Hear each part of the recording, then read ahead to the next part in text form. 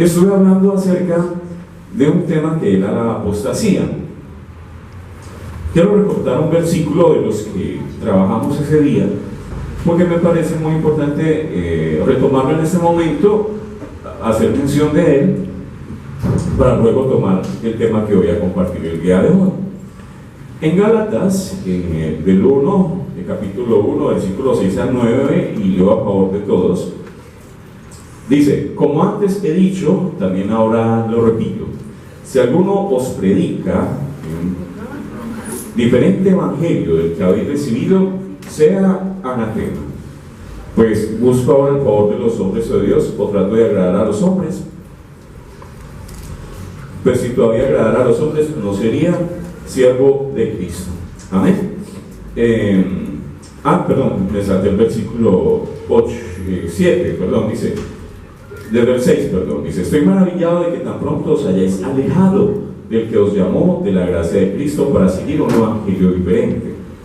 No que haya otro, sino que hay algunos que os perturban y quieren pervertir el evangelio de Cristo.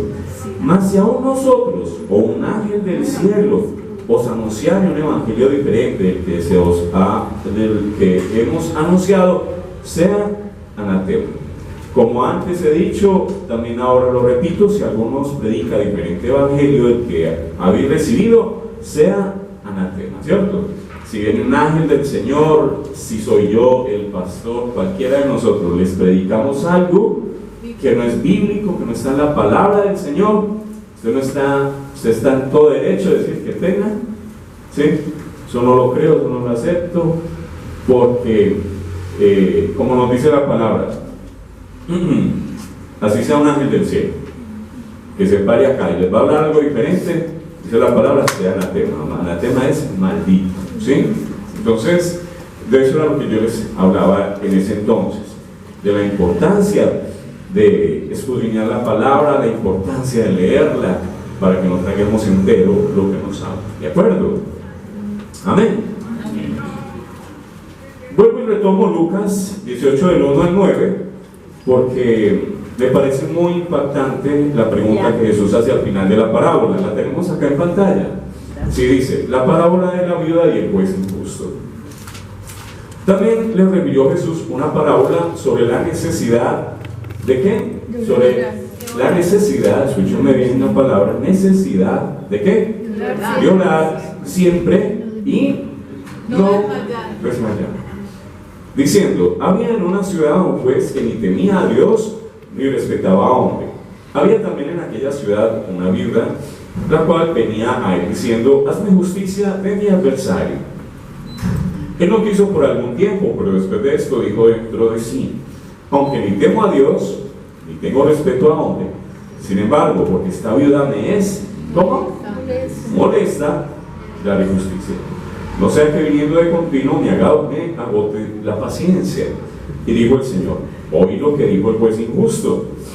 ¿Acaso Dios no hará justicia a sus escogidos que claman a él día y noche? ¿Se tardará en responderles? Os digo que pronto les hará justicia. Pero cuando venga el Hijo del Hombre, ¿hallará fe en la tierra? Esa pregunta me sigue carcomiendo en el corazón y en mis pensamientos, porque cuando Jesús refiere esta parábola, lo hace con un objetivo muy claro. Jesús está allí expresando que orar siempre y no desmayar es una necesidad de cada uno de nosotros, ¿sí? Y habla como ejemplo de una mujer que tenía una gran necesidad e iba a un hombre que no amaba, que ni temía a Dios ni a los hombres, y esta mujer continuamente lo molestaba, continuamente iba a donde él, hasta que él dijo: no me la aguanto más, le haré justicia. Y Jesús hace una comparación entre un hombre injusto y Dios, diciendo: ¿acaso Dios no hará justicia a sus escogidos? Levanten la mano a los escogidos del Señor. Amén. Yo quiero ver esa mano de los escogidos del Señor. Amén. Dios no les hará justicia. Amén. Dios no te hará justicia. Amén. Dios te hará justicia. Amén. Amén. Ahora la gran pregunta, ¿qué pasa hoy? Entonces, luego Jesús hace un paralelo entre el juez injusto y la justicia y bondad de Dios, el cual no tardará en hacer justicia a aquel que ora con perseverancia. Por esta parábola, en esta parábola Jesús la concluye con una pregunta inquietante, dando a entender que su segunda venida estará precedida de una gran falta de fe. ¿Será que cuando venga el Hijo del Hombre hallará fe en la tierra? Jesús tiene una gran duda. ¿Será que voy a encontrar fe cuando vuelva? Creo que la va a encontrar en NBNC. Amén. Amén. Amén. Ok.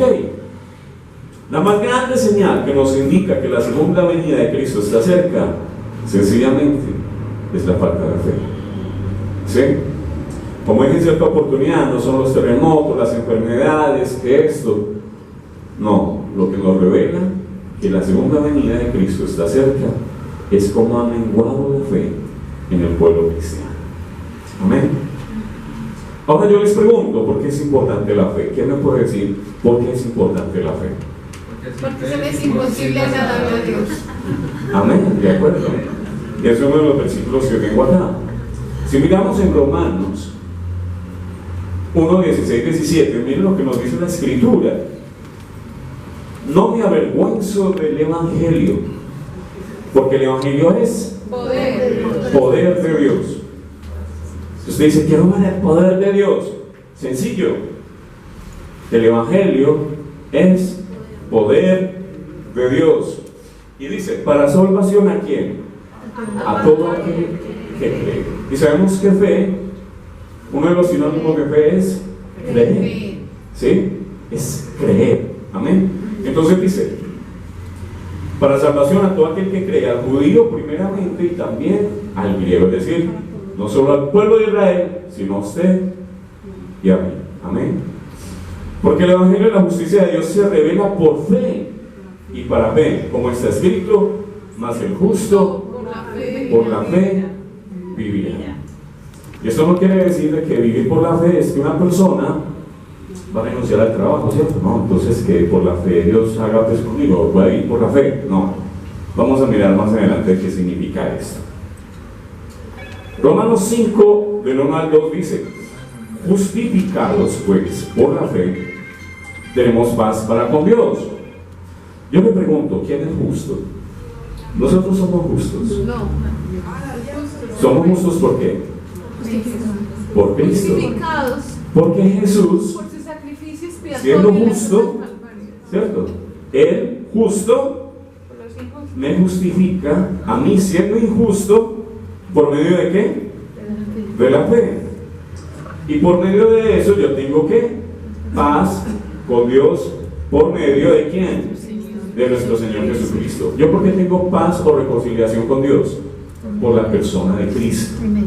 ¿Sí? Él en la cruz tomó mi pecado, tomó mi injusticia, tomó todo eso malo que yo era. ¿Sí?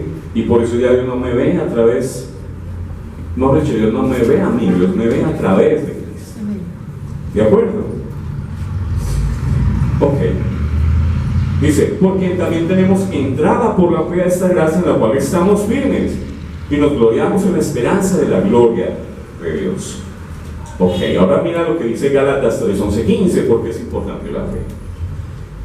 Y que por la ley ninguno se justifica para con Dios. ¿Sí? En el cumplimiento de la ley nadie se justifica para con Dios, porque nadie pudo cumplir la ley. Solo hubo uno que sí la cumplió. ¿Quién fue? Solo Jesucristo pudo cumplir la ley. Amén. ¿Sí?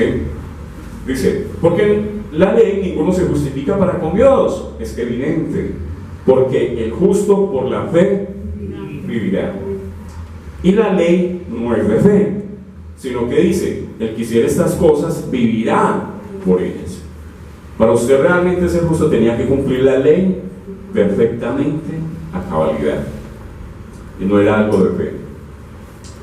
Por eso la ley y la fe chocan una con otra. ¿Sí? Por eso yo no puedo mezclar ley con fe. Entonces, dice, Cristo nos redimió de la maldición de la ley, hecho por nosotros maldición. Cristo se hizo por nosotros maldición. La maldición del pecado cayó sobre él en la cruz. Él se hizo maldición. Dice, porque está escrito, maldito todo aquel que es colgado en un madero. Por eso el justo vivirá por la fe, ¿sí?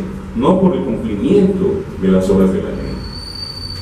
Dice, para que Cristo Jesús, la bendición de Abraham, alcanzara a los gentiles, a fin de que por la fe recibiésemos la promesa del Espíritu. Amén.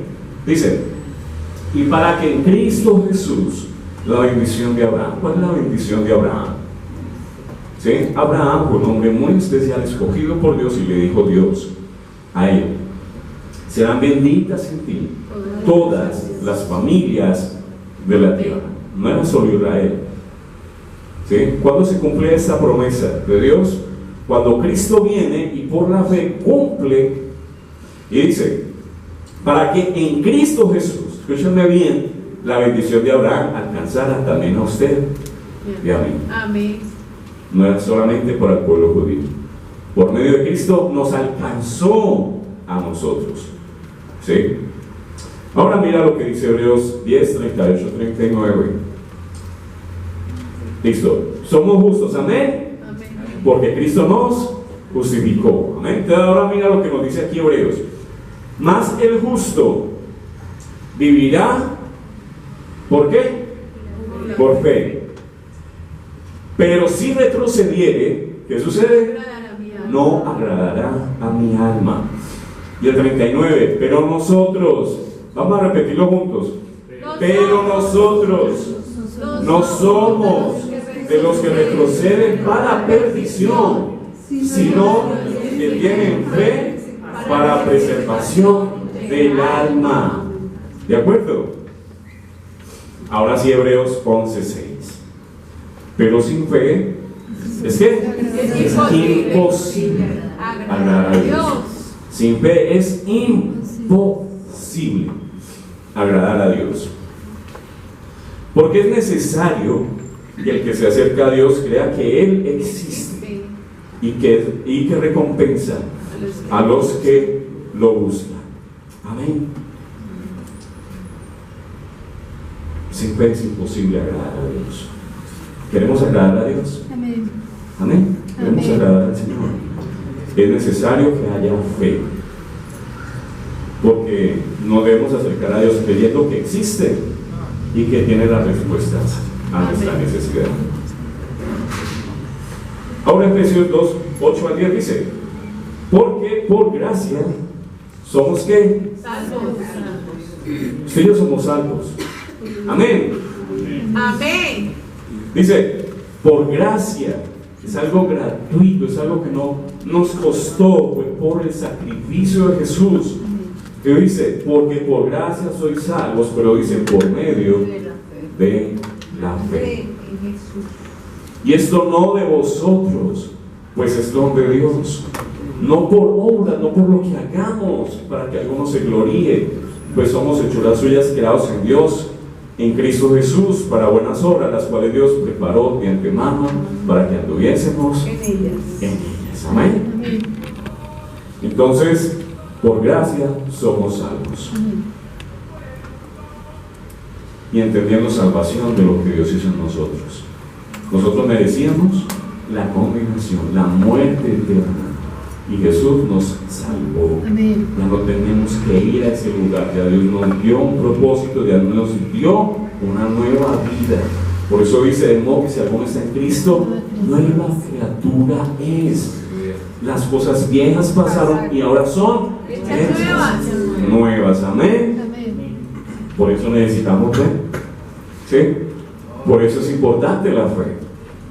Y es por eso que Jesús dice, pero cuando vuelva, hallaré fe, habrá fe en el mundo. ¿Sí? Miren qué tan importante es la fe. Ahora, la pregunta, ¿por qué se puede perder la fe? ¿Por qué se puede perder la fe? Y vino a mi mente, a mi corazón, algo que se llama distracción. ¿Qué tenemos por la palabra distracción? ¿Quién me dice? ¿Qué es distracción? Elevado. Sí. Entonces, distracción, esta es la definición que encontré.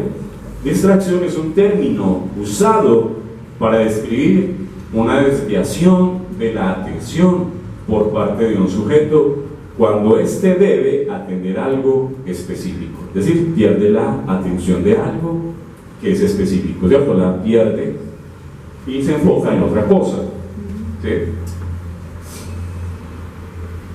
La distracción puede ser un fenómeno absolutamente mecánico y puede ser causado por una inhabilidad de prestar atención, una falta de interés en el objeto de la atención, un mayor interés o atracción hacia algo diferente al objeto de la atención, o bien por trastornos de la atención. Las distracciones provienen de fuentes externas también, como los reconocidos como por estímulos o por los sentidos, o por fuentes internas como los pensamientos, las emociones, las fantasías o inclusive las urgencias físicas. ¿Sí? Pueden generar en nosotros distracción. En este momento puede haber gente que está distraída, ¿sí? Que puede estar pensando en algo, tiene un problema, una dificultad y tiene su mente enfocada en ¿qué? En eso, ¿sí? Entonces, la distracción puede llevarnos a la pérdida de la fe. Vamos a ver unos videos muy corticos.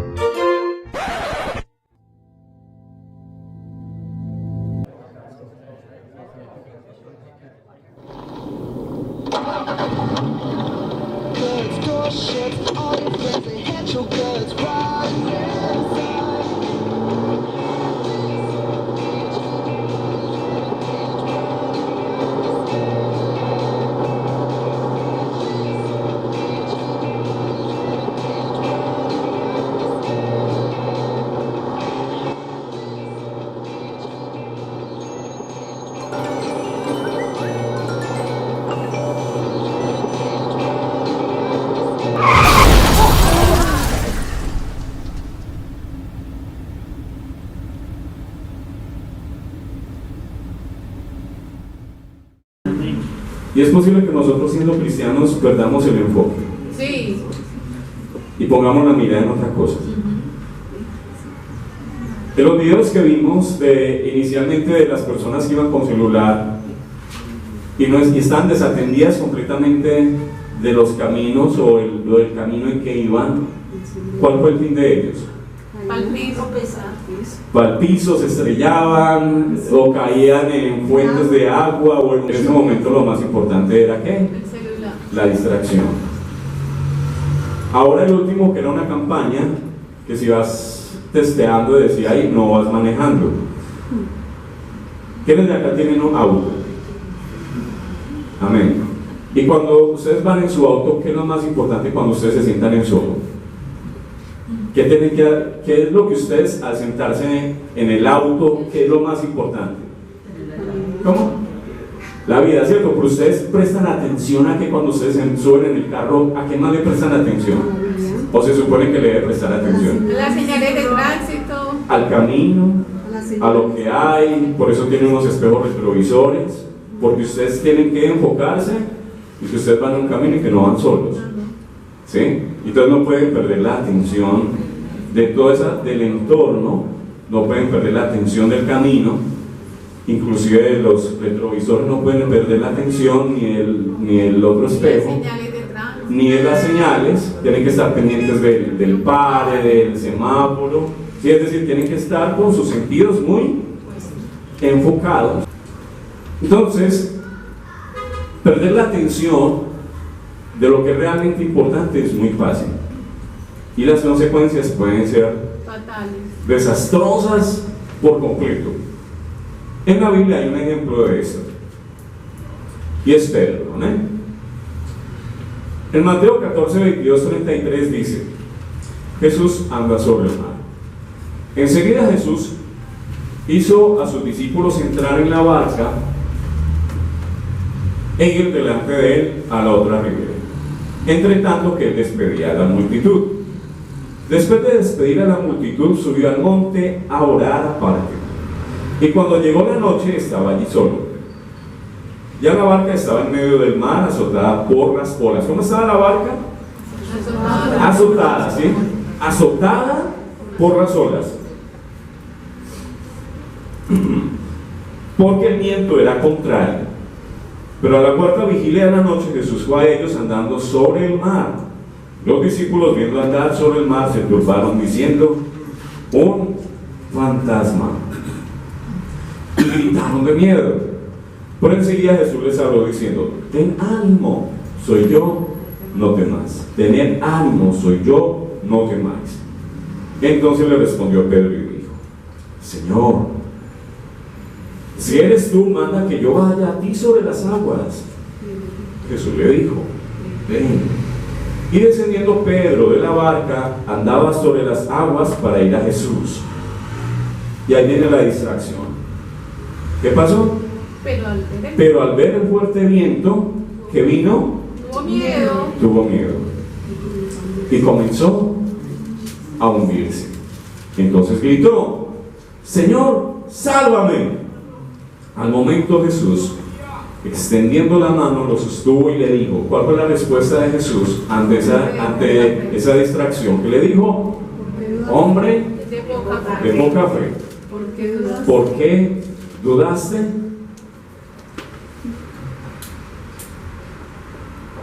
En cuanto ellos subieron a la barca, se calmó el viento. Entonces los que estaban en la barca se acercaron y lo adoraron diciendo: verdaderamente eres Hijo de Dios.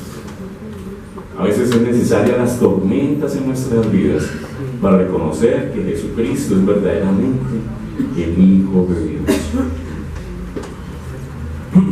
Ahora vamos a mirar entonces. En el versículo 24 dice: ya la barca estaba en medio del mar, ¿cierto? Entonces vamos a imaginarnos esa situación. En medio del mar, fuertes olas, el viento, ese barco pequeño moviéndose muy fuerte y ellos con mucho temor. ¿Sí?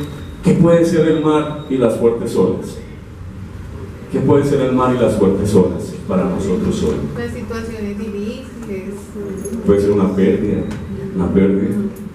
una enfermedad, una situación económica, una situación adversa a nosotros. Puede ser esa fuerte ola que llega a nosotros, ese fuerte viento que nos mueve, que nos está sacudiendo. ¿Sí?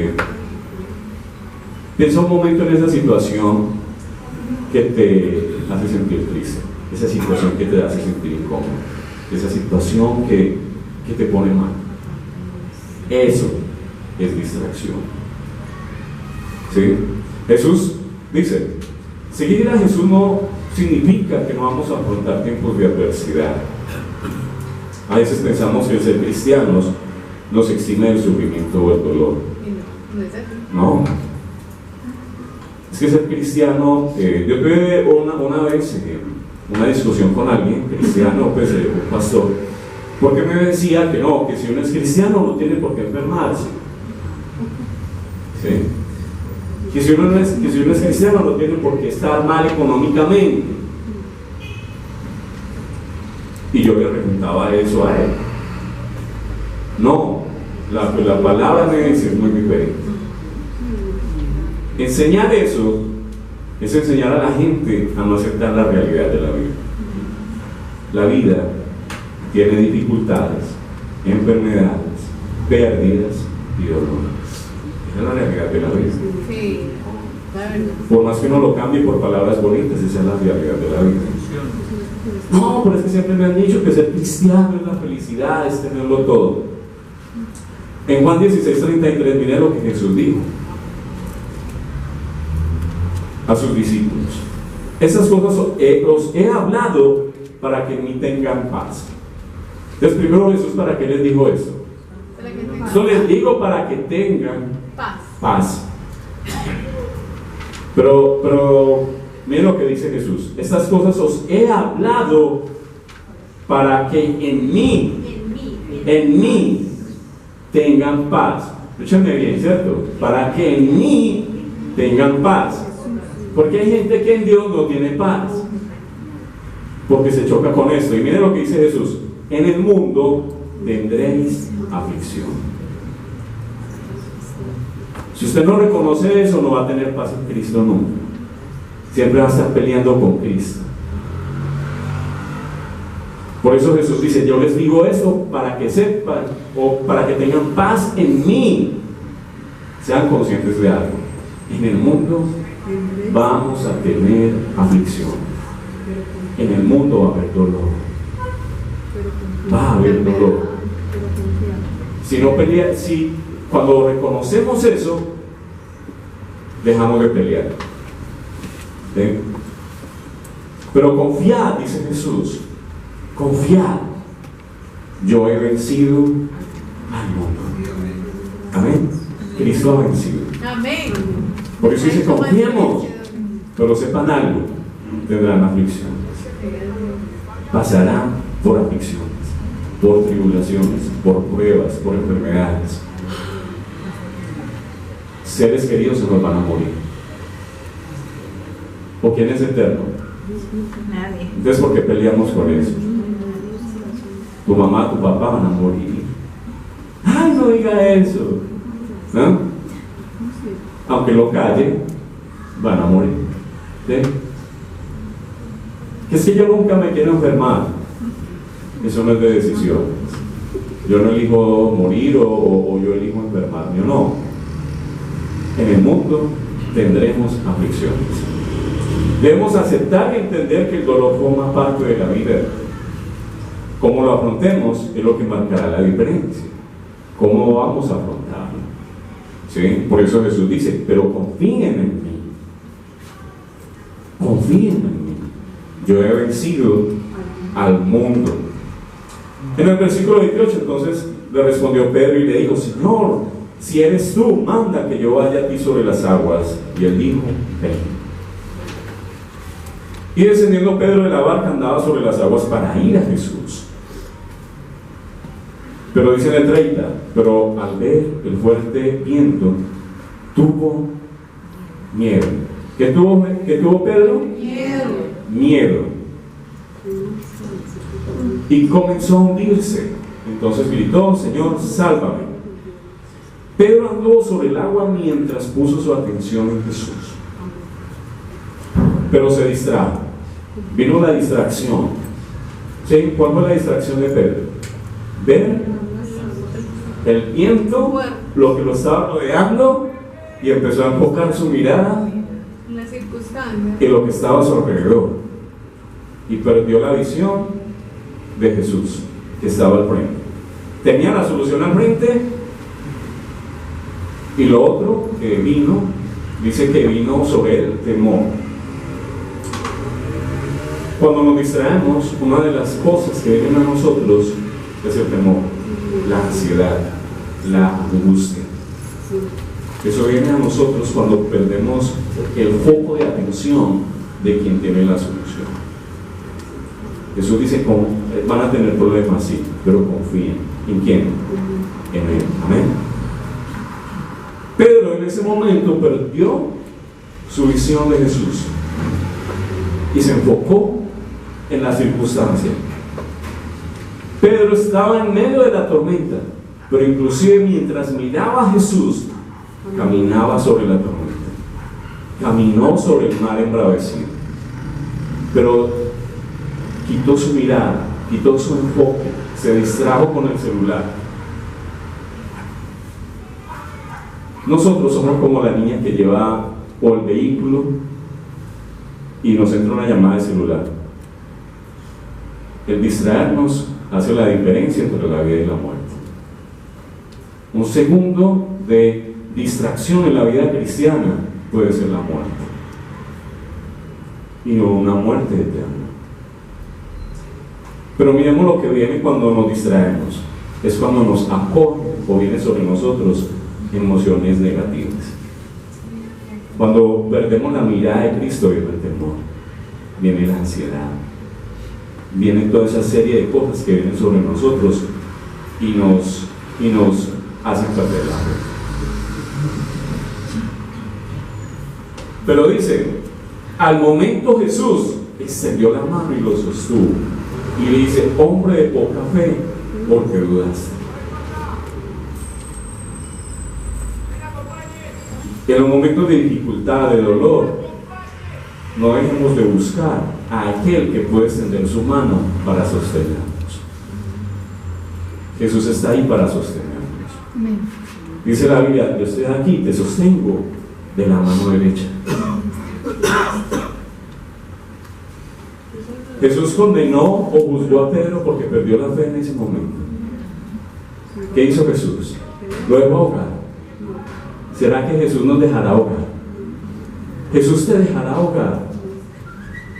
Jesús te dejará ahogar. Jesús dice, mira lo que dice la palabra. Al momento Jesús, ¿qué hizo? Extendió la mano y lo sostuvo. Aunque en ese momento Pedro había perdido la fe. Pero aunque nosotros perdamos la fe en Jesús, Jesús no la ha perdido en nosotros. Jesús tomó la mano de Pedro y lo sacó de allí. Hoy también está Jesús para extender su mano a ti y a mí. Amén. Porque Jesús no vino a condenar al mundo, sino para que el mundo sea salvo por él. Amén. Y esa salvación no es solamente, claro, lo más importante de la vida eterna, pero en medio de la aflicción, en medio de esa tormenta, también está Jesús para ayudarte, para sacarte. Eso sí, no quites la mirada de él, no te dejes distraer de él, no te dejes distraer por ese mal embravecido, porque vas a enfocar tu mirada en eso y te vas a desenfocar del que tiene la solución. Jesús es el que tiene la solución para cualquier situación, por enredada que sea. Dios tiene la solución. Como le dijo la María: tu prima está en embarazo, porque para Dios no hay nada imposible. Para Dios no hay nada imposible, ¿de acuerdo? Amén. Entonces vamos a mirar ese versículo. Lucas 8:13.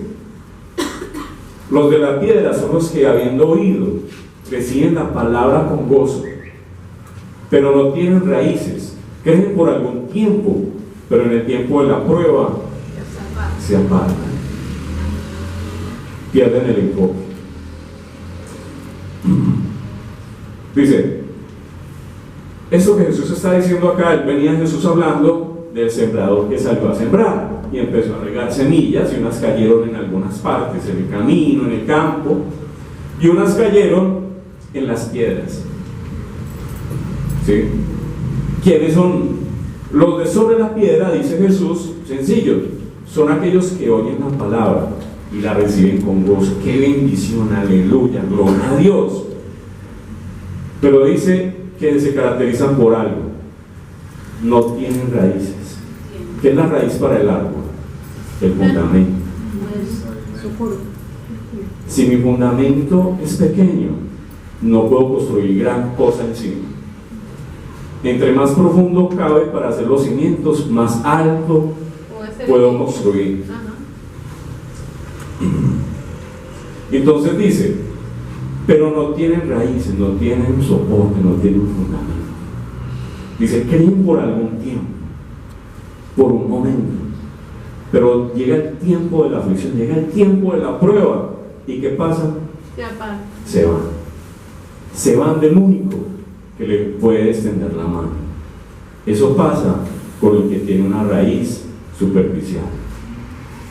Jesús dijo: ¿a quién los compararé? Al hombre que acabó, ahondó, cogió la pala, empezó a excavar y llegó hasta la roca y puso sus cimientos e hizo su casa. O aquel, ahí se vinieron los vientos, dieron con ímpetu, pero la casa permaneció. O lo compararé con el hombre que puso su casa sobre la arena. Vinieron los vientos, dieron con ímpetu y esa casa se volvió ruina. Esa casa se fue al suelo. Tenemos que echar raíces en Cristo. La falta de raíz o fundamento espiritual terminará siempre en un fracaso.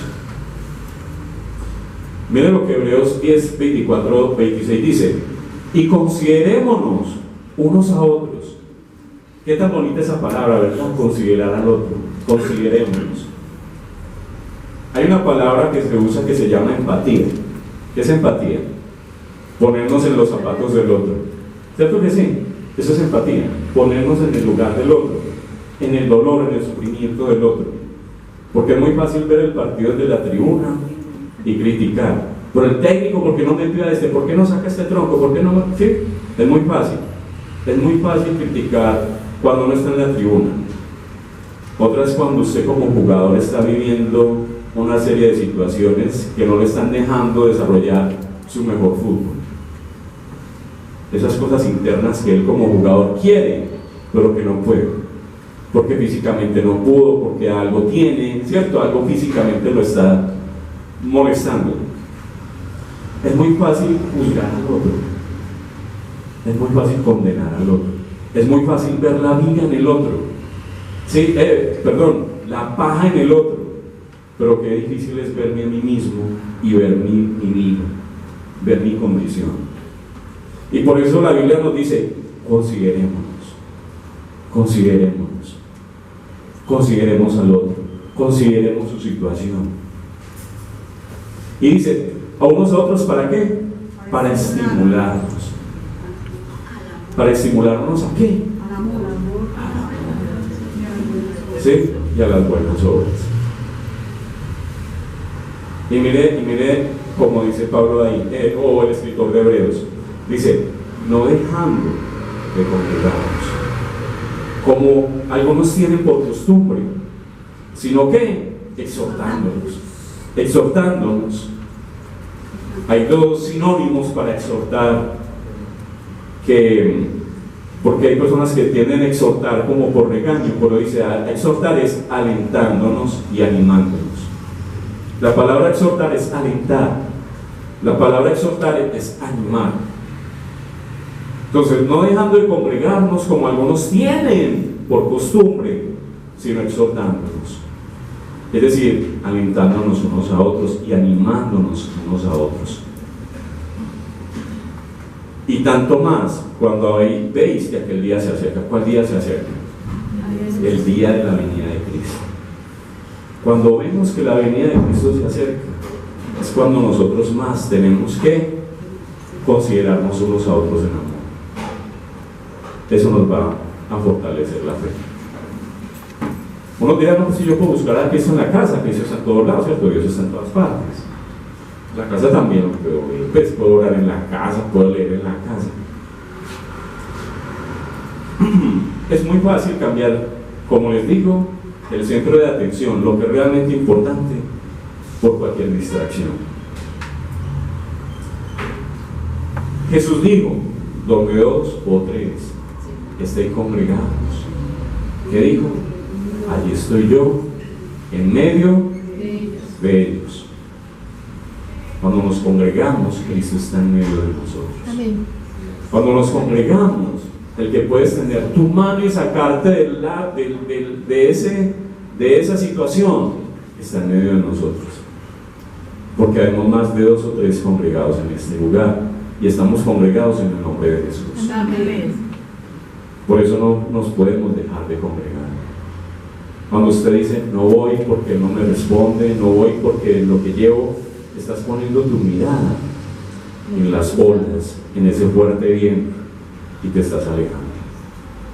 Y es peligroso. Dejarnos de congregar es muy peligroso. Alejarnos de la persona de Cristo es muy peligroso. Ya vamos a mirar por qué. Estamos distraídos. No. Amén, estamos distraídos. No. Ah, bueno, ¿cuántos se van contra un muro como las niñas del celular? ¿Qué tenemos que hacer usted y yo? Sencillo. Si Jesús es nuestro centro de atención, tenemos que poner nuestros ojos, enfocar nuestra mirada en ¿quién? En Jesús. Mira lo que dice Hebreos 12:2. Puesto los ojos en Jaime. Esas gafas ya. Puesto los ojos en Carlos Iván. ¿No dice así? No. ¿Cómo dice? Que es que no veo más bien borroso. Ayúdame a leer. Puesto los ojos en Jesús. ¡ay, Jesús! ¿Sabe por qué? En Jesús. Porque si ustedes ponen la mirada en mí, se va a decepcionar. Porque soy un ser humano y puedo equivocar. Si ustedes ponen la mirada en el pastor, en cualquiera de nosotros, se va a decepcionar en algún momento. Pero cuando se pone la mirada en Jesús, Jesús nunca te fallará. Jesús nunca te va a dejar. Amén. Jesús nunca te va a desamparar. Jesús siempre es fiel. Jesús siempre es bueno. Por eso dice la palabra, puesto los ojos en ¿quién? Jesús. En Jesús. Entonces nuestro enfoque debe ser ¿quién? Jesús. Jesús. Por la dificultad, como Pedro. Dice, ¿quién es quién? Él es el autor y consumador de la fe, el cual puesto el gozo delante de él sufrió la cruz, menospreciando el oprobio, y se sentó a la diestra de Dios. ¿Se sentó qué? A la diestra de Dios. Puesto los ojos en Jesús. No en el pastor, no en el hermano, no. Puesto los ojos en Jesús. Tu enfoque debe ser Jesús. Que nada distraiga eso de nuestras vidas. En Hebreos 11:24-27 hay un ejemplo maravilloso en Moisés. Dice, por la fe Moisés, hecho ya grande, rehusó llamarse hijo de la hija del faraón. Imagínense uno ser adoptado por el presidente de la república y que Moisés diga que no quiso ser llamado hijo de la hija del rey de Egipto. Imagínense eso. Dice, prefiriendo, ¿a qué prefirió Moisés? Prefirió ser maltratado con el pueblo antes que gozar de los deleites temporales del pecado. Él supo que él no era hijo de Faraón.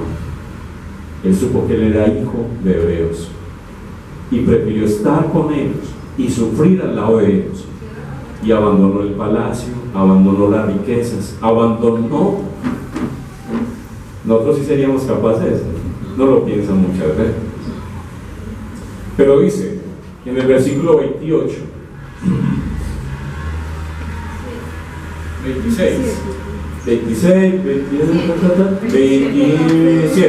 dice, teniendo por mayor riquezas el oprobio de Cristo que los tesoros de los egipcios, porque tenía puesta la mirada en ¿quién? En la recompensa. Es decir, ni los grandes tesoros de Egipto eran para él distracción, porque él tenía puesto su mirada en ¿quién? En la recompensa. Y le aseguro que esa recompensa no era la recompensa terrenal, porque mire lo que dice a continuación: por la fe dejó a Egipto, no temiendo la ira del rey. Ahora mira, porque se sostuvo, diga conmigo, se sostuvo como viendo al invisible. ¿Eso no les parece a ustedes como muy raro? Eso contradice hasta las leyes de la física, ¿no? Yo cómo puedo ver lo que no se puede ver. Dice, se sostuvo como viendo ¿a quién? Al invisible. Moisés se sostuvo viendo a quien no se podía ver. Hoy usted y yo creemos en Cristo y sin haberlo visto. Amén, amén. ¿Es así o no es así? Creemos en Cristo y sin haberlo visto. Amén. Amén. Entonces es posible sostenernos viendo al invisible. ¿Es posible o no es posible? Lo vivió Moisés. Moisés se sostuvo en su vida porque él tenía su mirada puesta en dos cosas bien interesantes. Yo coloqué aquí, Moisés la tenía clarita, súper clara. Él tenía la visión puesta en dos cosas muy interesantes. Tenía la mirada puesta en la recompensa y tenía su mirada puesta en el invisible. Es ahí donde usted y yo tenemos que poner nuestra mirada.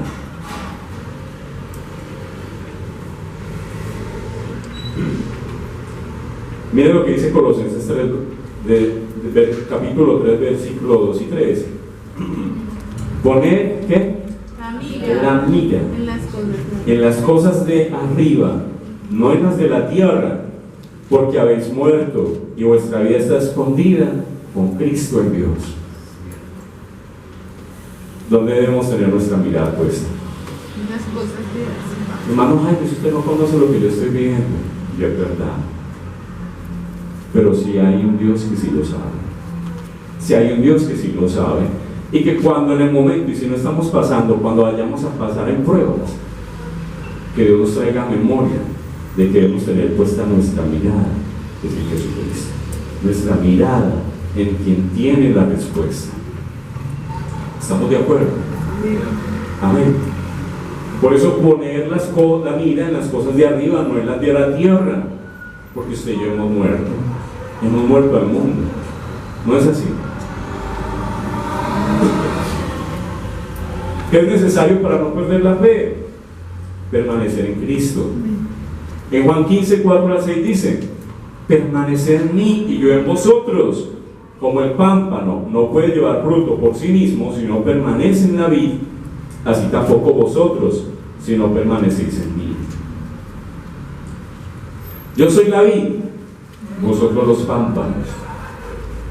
Y mira lo que dice Jesús: el que permanece en mí y yo en él, ese lleva ¿qué? Mucho fruto. Lleva mucho fruto. Ahora mire esto, leámoslo juntos. Porque separar juntos, a ver, Hilari, Porque separados de mí. Lo que llama late, que no se distraigan. Recuerden que no podemos distraernos. ¿Sí? No nos podemos distraer. Amén. Entonces vamos a leer juntos. De mí nada podéis hacer. Y no dice algo pueden hacer, dice nada pueden hacer. Separados de Cristo, nada podemos hacer. Y miren lo que dice el siguiente versículo: el que en mí no permanece, ¿qué pasa? Será echado fuera como pámpano. ¿Y qué pasará con ese pámpano que sale de la ramita? Dice, se seca. ¿Y qué hacen? Lo recogen. ¿Y qué luego qué hacen cuando lo recogen? Lo echan en el fuego y arden. Hay unos que dicen la salvación se pierde, hay unos que preguntan eso, ¿cierto? Pues yo te puedo decir que si yo no permanezco en Cristo, dice, será echado fuera como pámpano, se secará, lo recogerán y lo echarán en el fuego y arde. Es necesario permanecer en Cristo. Es como la ramita. Si yo quito esta ramita, el arbolito sigue vivo, pero ¿qué pasa con la ramita? Se seca. Se seca. Ustedes somos esas ramitas y Jesús es ese árbol. Y no podemos pretender vida alejándonos de Cristo. Porque lejos de Cristo, ¿qué pasa? Nos secamos. Y esas ramas secas las recogen. ¿Y qué hacen con lo que recogen? Lo echan al fuego y arden. Por eso no es buen negocio dejar a Cristo. Hay gente que le gustan los negocios, ¿cierto? Y ve siempre la oportunidad en los negocios. Y si este negocio es bueno, me va a dejar plata. ¿Sí o no? Se los voy a plantear de la siguiente manera. El mejor negocio que usted puede hacer en la vida es nunca apartarse de Cristo. Amén. La mejor inversión en tiempo, en recursos y en todo. nunca se aparte de Cristo. Y está haciendo la mejor inversión, porque es para la eternidad. Amén. Usted compra aquí un carro, me compro un carro.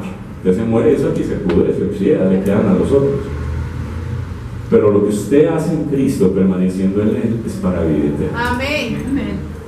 Eso sí se lo puede llevar usted. Amén. De las poquitas cosas que nos podemos, tal vez lo único que nos podemos llevar, el día que yo me muera me puedo llevar, es que permanecí con Cristo. Amén. Y estaré con Él en la eternidad. Por eso alejarnos de Cristo es el peor negocio que podemos hacer. Y si no, pregúntenme a mí. ¿Sí? La invitación es, si Jesús dijo, ¿será que cuando venga el Hijo del Hombre hallará fe en la tierra? Hermanos, que nos encuentre con fe, que nos encuentre aferrados a Él, que nos encuentre ahí perseverando, luchando, pero hermanos, no lejos de Él. Lejos de Él estamos perdidos, Así es. estamos embolatados, pero en Cristo hay oportunidad. En Cristo hay oportunidad. Cristo no nos rechaza, Cristo no nos echa fuera. Cristo, al contrario, está ahí para extender su mano y, como hizo con Pedro, sacarnos de ahí, sacarnos de ahí, sin importar la dificultad o la situación, por adversa o dura que sea. Jesús está dispuesto a extender tu mano. Jesús no dejó ahogar a Pedro, mucho menos nos dejará ahogar a nosotros. Eso se lo aseguro. Dios está con nosotros y nos ama. Amén. Y lo que Él nos está diciendo hoy es que permanezcamos pegaditos a Él. Separados de Él, nada podemos hacer. Una persona puede decir y llegarse a apartar del Evangelio. ¿Quién pierde más? Dios en mí sigue siendo Dios. Y nosotros sin Él no somos nada. Así de sencillo. Así que, hermanos, como dice la palabra, a estimularnos unos a otros en amor, en amor, en amor, no en juzgar, no en condenar, porque si el que condena no lo hace, ¿qué derecho tengo yo? Cuando llevaron a Jesús a la mujer adúltera, y que esté libre de pecado, quería la primera piedra, y Jesús, de toda esa gente, era digno de lanzar la piedra. Y Jesús lo hizo. Y Jesús, la gente se empezó a ir y quedó él solo con la mujer. Y Jesús le dijo, ¿dónde están los que te condenaban? No están. Jesús le dijo, yo tampoco te condeno. Vete y no peques más. Pero Jesús, que tenía la autoridad, el derecho, porque en Él no hay pecado, de lanzarle a Él una bolqueta de piedras, no lo hizo. Porque Jesús dijo, yo tampoco te condeno. Amén. Vamos a orar.